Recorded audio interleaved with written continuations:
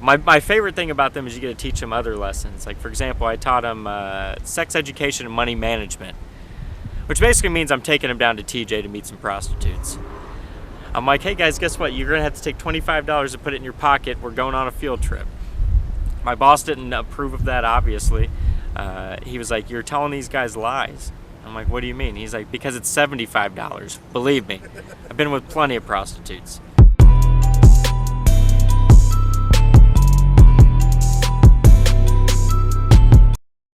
Hey, what's going on, everybody? It's your boy Tony 2 Cents again. Today I'm here with Billy. Billy, say what's up to everybody, Billy. How's it going, everybody? Feels great to be here. Sounds like me if I would have said that same thing. All right, and you're a comedian, correct? Yeah, I do stand-up comedy. Been performing for about 4 years now. Nice, nice. And so today we're down here at Seaport Village. We're right by the convention center where I believe tomorrow, this will be in the past when you see this. Tomorrow, for us though, in reality right now, you're going to be auditioning for America's Got Talent. Yeah.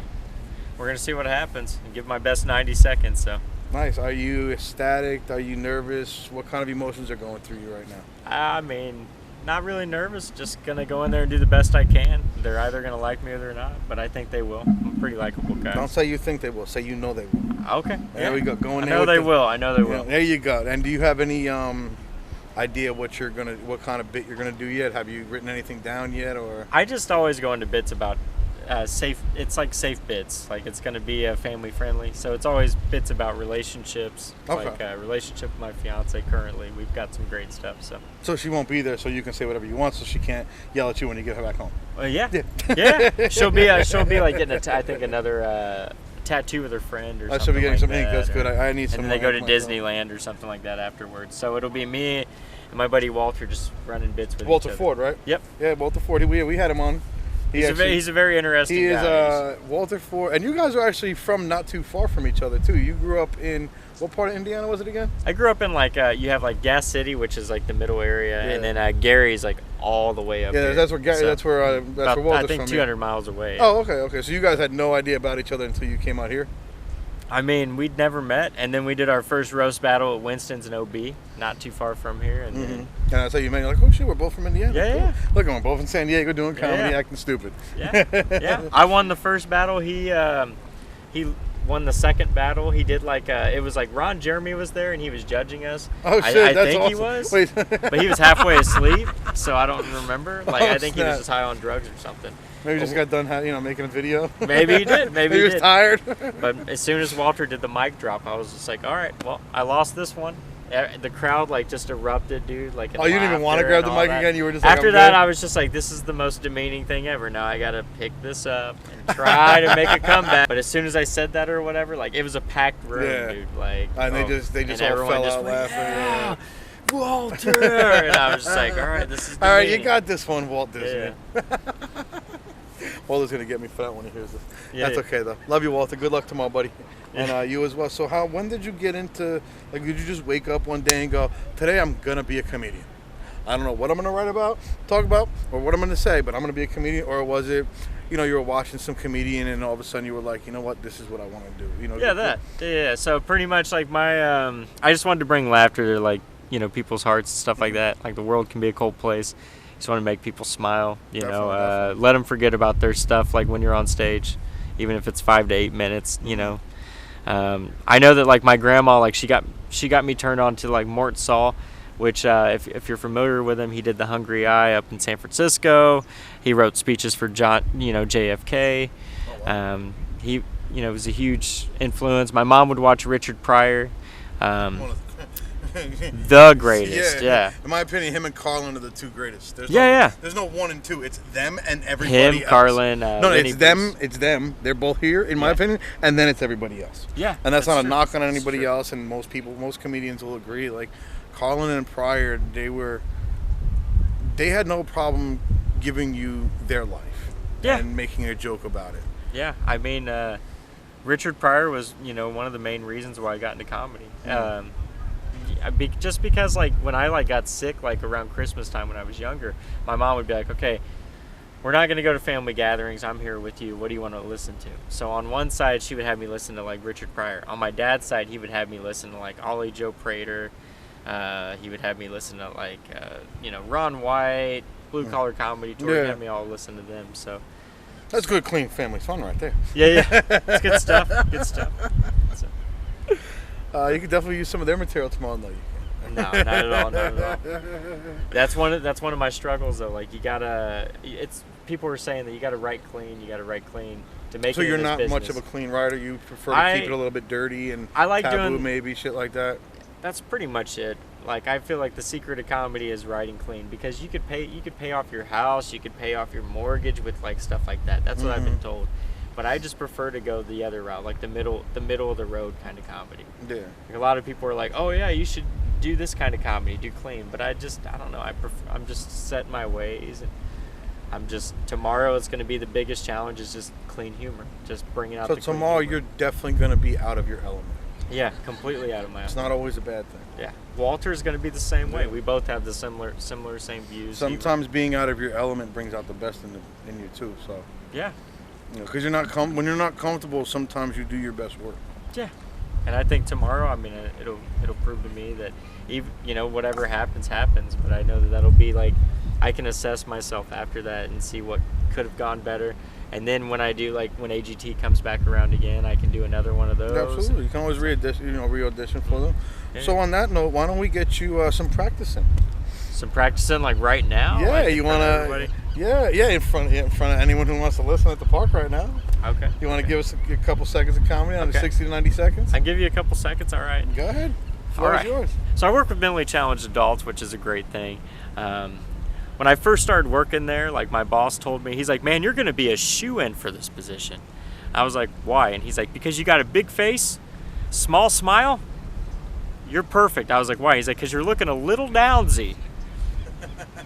I walked in there, and I like working with mentally challenged adults. It's pretty great. You get to teach them different things. Like, for example, I get to teach them how to mosh pit to Disney soundtracks.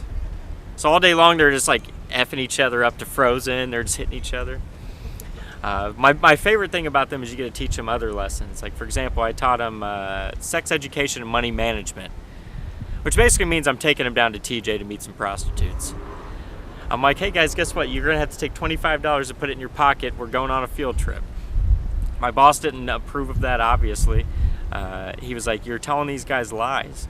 I'm like, "What do you mean?" He's like, "Because it's $75. Believe me, I've been with plenty of prostitutes."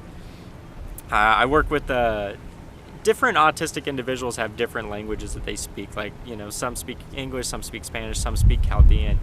And this one guy just kept saying, "Babu, Babu, you're a Babu." And I'm like, "No, you're a Babu." And I'm like taking this with pride, because Babu, I think it means something honorable. Turns out I'm just walking around the classroom telling everybody I'm small penis. So, and that's it for me, guys. Thank you guys so much. Appreciate it. Billy, thanks for the laugh. Yeah, no problem, dude. No problem. That was good. I like. So let me ask you, when was the first time you actually performed in front of people? Not your friends or family. I would say it was 2011. I was in Indianapolis at a place called Morty's Comedy Joint. It's not around anymore, unfortunately. I'd done workshops, internships, and finally got a chance to go on stage. They were like, "Hey, we'll give you 2 minutes. We can't promise you 3. We just got a big show tonight." So I did 2 minutes, and then the owner was like, "Okay, well, now what we're going to do is we're going to have you do 5 minutes next week." And then, so next week I did 5 minutes on the open mic and got like 2nd place in the Great Indiana Mic Off. And then 2 weeks later, I ended up getting 1st place in the Great Open Mic Off. Nice. Ended up winning a guest spot. Now, I don't know if they would have let me choose a specific spot, but I think at that time, I think you could. Now it's different, but like back then it was like you could choose who you wanted to open for. And Dave Chappelle came into town, and I could have probably done a spot for Dave Chappelle, but I made up all these excuses like, "Hey, my truck broke down, I can't come in, I can't do this." So I'm sorry, but yeah. So why you did that? Just nervous. That was the penultimate moment of my career when I thought that I was gonna be not as good. Like doing a guest spot on to work with Dave Chappelle coming through. I don't think I would have done well. So you definitely got in your own way on that. Yeah. Were you actually scared or nervous going into the first 2 minutes? The first 2 minutes, not so much. The 5 minutes, not so much. But then when I could choose my own guest spot, and I was like, I'll probably just open for Chappelle. Do you have any clue why? or just fear. Just the fear. Just sometimes took over? Sometimes you can see like how big you can become. Like you can sense it. You're like, oh man, this could be the next best thing. But sometimes your worst enemy is yourself, so you hold yourself back. And in this case, it was, yeah.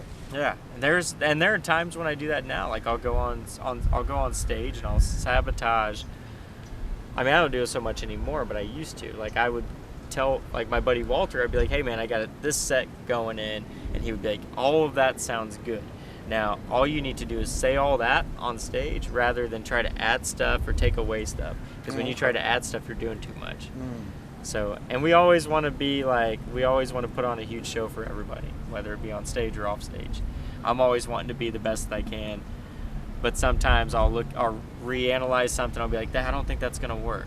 And then that's when you're like, that self-doubt gets in your way, and then you don't do. Usually if you think it's not going to work, it probably will work even better than you think it will. Yeah. A lot of times. Sure, that's not always 100%. Don't ever quote me on that. Yeah. But usually if your heart feels right about something, that's usually the best option to take. So I guess on that note, we answered my next question, which would be if you have any advice for anybody about fear. But I'll let you still finish the question, though. So if you have any advice that you'd like to tell somebody at home that might have that kind of fear of failure, what would you tell them? What kind of advice would you give them? I would just say just move forward. Just keep moving forward. Failures aren't necessarily a bad thing. They help you reanalyze what you can do better next time. I mean, it's like life is like a game of I guess you could say life is like a game of inches. It's like what Al Pacino says in Any Given Sunday. You got to be willing to fight for that next inch. That's how you're going to succeed. So with me, like I gave up an inch, but now I'm like, gaining more inches to build yards, to build towards, I guess, the touchdown of life, I guess you could say. I don't know. To build towards miles. Miles, yeah. Yards to meters, even though it's a smaller gap, it's still something, The more that we can get, a step ahead, the better. But you always just got to take one step at a time. Yeah. Don't push too hard, and just be patient and let things flow. All right, so I definitely want to thank you for taking the time out to come down here today. I know you have a big day ahead of you tomorrow, so maybe this wasn't a bad thing. It's not like I helped you get your mind off of it. No, it's good. Thank you guys for interviewing. But thank you for coming down. We'll definitely be in touch. We're associated with Walter in some ways. So we'll definitely hope we'll be doing some things together in the near future. I wish you the best of luck tomorrow. Thank you. Walter as well. I'll probably shoot him a text later. But I want to thank everybody at home for watching. Definitely check this young man out. He's really funny. I'm Tony 2 Cents. This is Billy, and this is Celeb Watch, where you can watch the rise of your favorite celebrity stars. Hey man, thanks for coming out, man. Thanks, man. Be good, man. Oh.